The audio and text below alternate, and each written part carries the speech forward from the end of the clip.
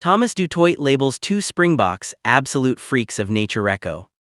Tighthead Thomas du Toit has named the two players in Rassie Erasmus' Springboks squad that he would definitely describe as absolute freaks of nature.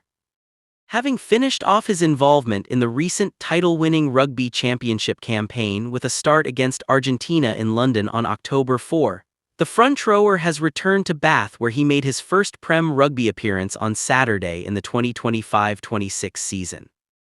Du Toit was a 53rd-minute replacement for England international Will Stewart in Bath's 38-17 demolition of Gloucester in what will be his final season at the club before he returns to South Africa to take up a 4-year deal at the Sharks.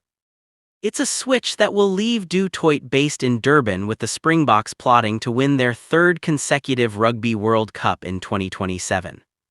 He is monstrous. Those plans are looking very encouraging for Erasmus and co. following their completion of back-to-back Rugby Championship titles, with a campaign in which their 4 wins in 6 matches came with plenty of rotation to enhance the level of their squad depth ahead of the finals in Australia. This feel-good factor surrounding the Springboks meant that Du Toit was a very engaging guest on the last edition of the Mall or Nothing podcast. One of the teasing questions he willingly embraced was an invitation from Max Lahif, the Bristol prop, to name the players he believes are the biggest freaks in Erasmus' South African squad. Jan Hendrik Wessels is very to the top. He can mostly do everything, reckoned Du Toit. You see that guy's work rate when he runs around like it is really impressive, but then I would probably throw in a guy like Andre Esterhuizen. He has been labeled this hybrid player who can play in the forwards as well as the backs. He is also actually a freak. He is monstrous, and what he did in the Premiership with Harlequins was also spectacular.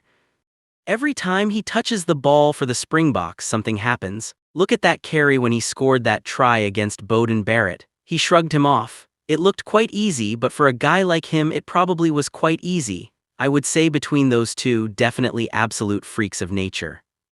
The Esterhuizen try mentioned by Du Toit came in the 79th minute of the Springboks Championship hammering of the All Blacks in Wellington. Beaten 17-24 in Auckland in round 3 of the tournament, South Africa hit back the following week to produce a record-shattering 43-10 dismissal of their fiercest rivals. This dismantling of the All Blacks in the closing 20 minutes was something Du Toit watched from the sidelines after laying the foundations for South Africa's backs to strike following an energetic pack display. I was sitting on the sidelines at that stage, and seeing this unfold in front of me was definitely a little bit weird, he said, reflecting on seeing the All Blacks suffer a record-setting pasting.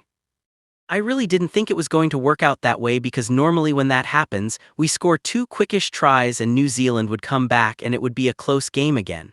You're 100% right, it was a little bit strange, but we played well. The forwards laid the foundation and the backs really opened it up towards the end of that game. It was so nice to see everything linking up and just gelling perfectly. I know we use that word gel quite loosely, but it really felt like everything came together that day. Every coach and player, you want that every week, but the reality is it doesn't happen. But in that moment in that game, you could really feel like it was a shift. It felt like the game worked out very well for us. We tried to nullify everything they did in the first half. We really tried to work them as hard as we possibly can, and when our bench came on, they did such a good job at getting across the line and actually scoring the tries. It felt like we did the foundation work in the first half and then we just let loose in the second half. The one doesn't come without the other, it really gelled well.